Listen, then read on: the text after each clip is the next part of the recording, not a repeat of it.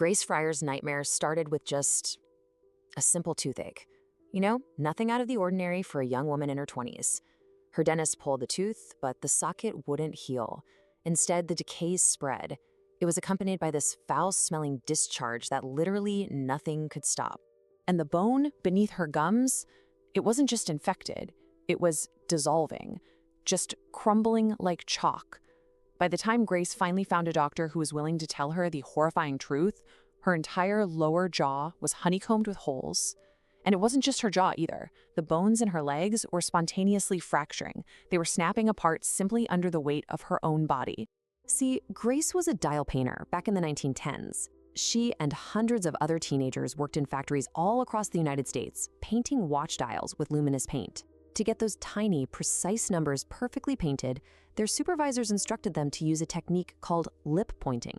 Basically, they rolled the camel-hair bristles between their lips or touched them to their tongues, just to create a fine tip. With every single stroke, dozens of times a day, these girls were instructed to ingest a deadly poison. But here's the thing. At the time, absolutely no one called it poison. Let's flash back to 1898 for a second. The whole world was utterly intoxicated by Marie Curie's discovery of a new, extraordinary element. It emitted continuous heat from absolutely nothing. It glowed in the dark with this eerie blue-green luminescence. Curie even kept a vial by her bed, totally mesmerized by what she called her fairy light. Well, that fairy light triggered an absolute mania. The early 20th century saw the radium craze explode into this wild frenzy of consumer products. People were actually brushing their teeth with radium toothpaste for a whiter smile. They slathered radium face cream on their cheeks to rejuvenate aging skin. They used radium suppositories for vitality. I mean, they even drank it. Radithor, which was literally just radium-laced drinking water, was marketed as a miracle cure for arthritis, gout, and mental illness. The world was devouring a deadly radioactive element, completely treating it as a modern miracle. Take Eben Byers, for example.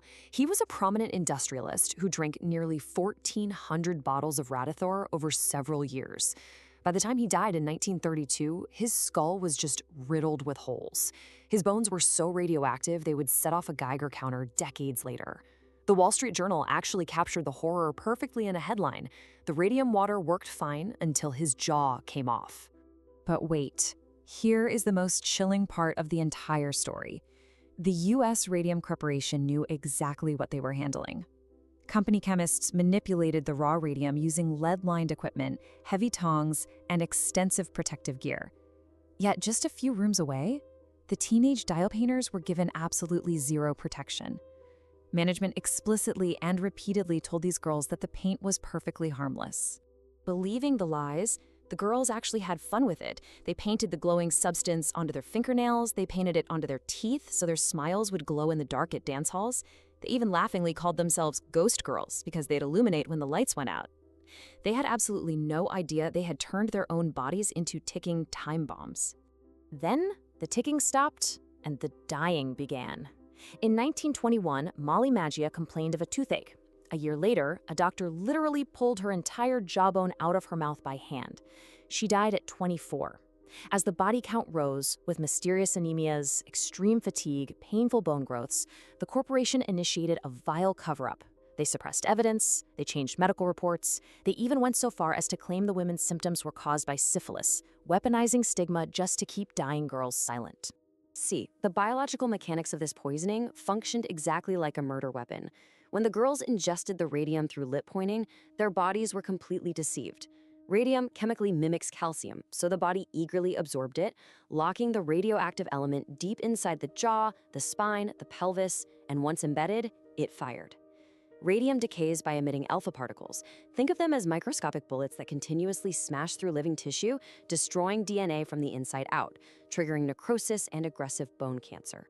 So, how do you fight a massive, well-funded corporate giant when your own spine is collapsing?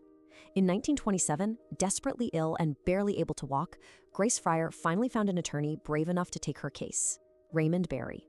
Together they launched a tense, highly publicized legal war against a vicious corporate machine, a machine that deployed every legal delay and procedural maneuver you can imagine, basically just waiting for the women to die off.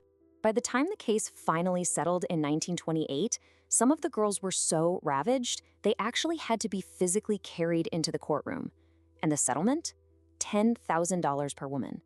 It was a meager, agonizingly tiny price paid for the lives of young women who were already staring death right in the face.